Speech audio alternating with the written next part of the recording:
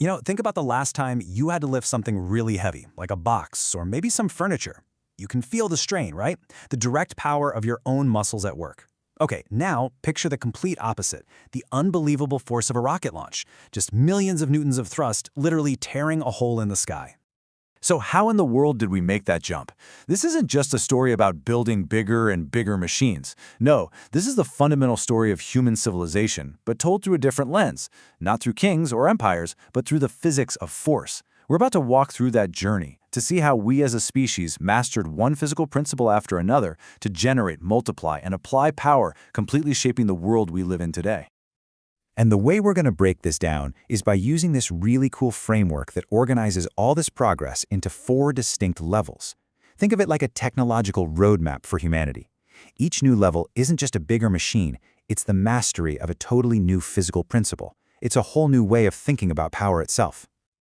All right, so here's our game plan. We're going to start with humanity's first big trick, just multiplying our own muscle power. Then, we'll see how we got way better at harnessing the living engines all around us. After that, we hit the big one, the great energy conversion that sparked the Industrial Revolution and frankly still powers our world. And then, we'll pull it all together to see this whole new history of force. Okay, let's dive right in with Level 1 Statics. This is where humanity first figured out a crucial secret. You don't actually have to work harder, you just have to work smarter. You can multiply your own strength. So the key principle here is something called mechanical advantage. The power source, human muscle, it doesn't actually change, but by using simple machines, the effect of that force gets massively amplified. It's basically about getting around our own physical limits by being clever with geometry and motion.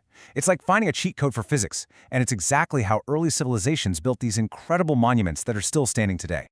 And a perfect example of this is the Roman Polyspastos crane. I mean, check this out. The input was pretty small, just 4 guys working a winch. But by running ropes through a whole system of pulleys, the output was just monumental. They could lift over 6,000 pounds.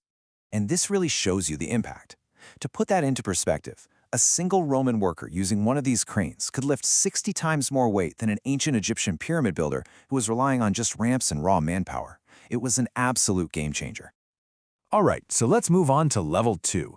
The next great leap wasn't about finding a brand new power source. It was about finding a much more efficient way to use the living engines we already had, our draft animals. This level is all about the science of the connection, optimizing the physical interface between an animal and whatever it's pulling. A great example is the horse collar. It allowed a horse to pull with its powerful shoulders instead of its neck. This huge increase in efficiency created the agricultural surpluses that would go on to fundamentally reshape entire societies. Now this is where it gets really interesting. A single biomechanical innovation, the heavy plow, completely reshaped geography. It let medieval Europeans cultivate the dense, wet clay soils up in the north, soils that had been basically impossible to farm before. This one piece of tech unlocked the potential of entire regions, and it directly fueled the growth of new towns and cities. So why was this thing so revolutionary? Well, unlike older plows that just kind of scratched the surface, the heavy plow turned the soil completely over, which was way better for getting rid of weeds. And, critically, it created these high ridges and deep furrows that acted like a super effective drainage system for those wet clay soils. That meant better harvests and a much more reliable food supply. And that brings us to the great turning point in human history, Level 3. This is where we stopped just multiplying forces that already existed and started converting stored energy into continuous, massive power. You have to understand, the shift here was just dramatic. Before the Industrial Revolution, we were relying on kinetic power, wind and water. But that meant you were stuck building your mill on a river or a windy hill. It was unreliable, and the power density was pretty low. The huge breakthrough was harnessing chemical power from coal. All of a sudden, power became portable, continuous, and incredibly dense. And this whole transition was really kicked off by a series of key inventions. Newcomen's engine was the first practical step, sure, but it was James Watt's improvements that really unlocked the potential of steam. This allowed for what's called the spatial separation of the energy source from the factory.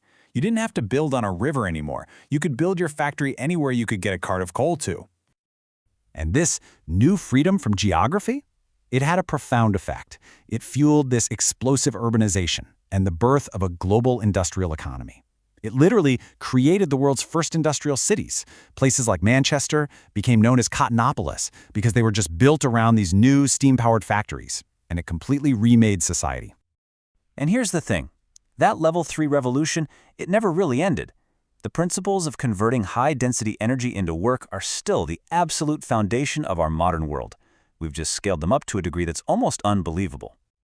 I mean, just look at the numbers today. A single modern steam turbine can generate up to 40 megawatts of power. A massive hydroelectric project like the Hoover Dam uses those same basic principles to generate billions of kilowatt hours every year.